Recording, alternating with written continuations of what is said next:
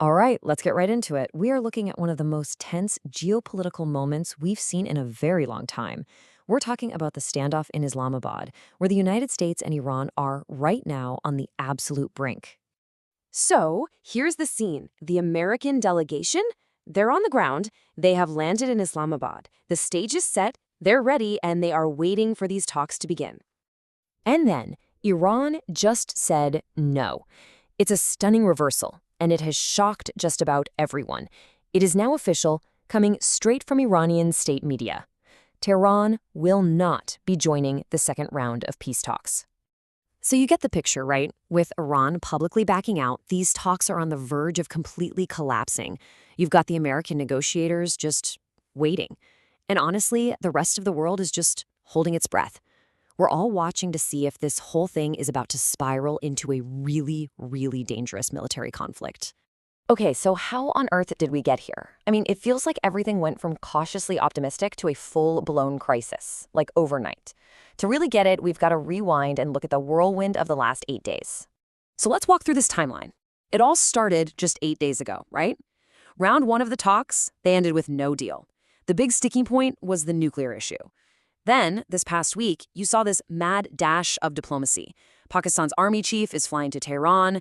Prime Minister Sharif is touring the region trying to get support. Just yesterday, things were looking up. The White House said they felt good about prospects. And then you had Trump announcing talks would start again. So today, the 3 American planes land in Islamabad, and then, bam. Just minutes ago, the bombshell drops from Iranian state media. We're not coming. So the billion-dollar question, right? Why? Why do this now? Why pull out at the very last second with the entire world's cameras pointed at you? Well, it turns out Tehran has 3 core reasons. And from their perspective, these are absolute deal breakers. Let's break down these red lines. Number 1, the naval blockade. Iran is basically saying the U.S. naval blockade of its ports is a flat-out violation of the ceasefire. You know, their logic is pretty straightforward. You can't have your hands around our throat and ask us to talk at the same time. Simple as that. Number 2, the nuclear program. For Iran, the U.S. demand to completely give up their nuclear program isn't just a policy point. They see it as a direct attack on their national sovereignty. And number 3, the Lebanon conflict. This one's a big one. Iran insists that any ceasefire has to include a stop to Israel's strikes on Hezbollah. But that's a condition that both the U.S. and Israel have already said is a non-starter. So how did the U.S. respond to Iran's no? Well, the American position was made incredibly clear. Donald Trump went on Truth Social and posted this, quote, "We're offering a very fair and reasonable deal. If they don't take it, the United States is going to knock out every single power plant and every single bridge in Iran." And look, we need to be really, really clear about what this is. This is not just some vague warning or, political tough talk.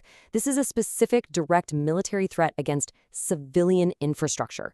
We're talking about hitting the power grid, the bridges, the very things that hold a modern country together. Now, it's easy to think of this as something happening thousands of miles away, right? But it's not. The fallout from this standoff could have immediate, very real consequences for all of us. So let's talk about what this means for you, no matter where you're watching from. Because our global economy is so interconnected, a crisis like this sends ripples everywhere. So in the United States, you're already seeing oil prices surge, which means you're going to feel it at the gas pump. Over in the UK, the IMF has already slashed its growth outlook. And if a full-on war breaks out, we could be looking at a recession there that lasts into 2027. For countries like Canada and Australia, who depend heavily on trade, the fact that there's a 25% chance of a U.S. recession is, well, it's terrifying.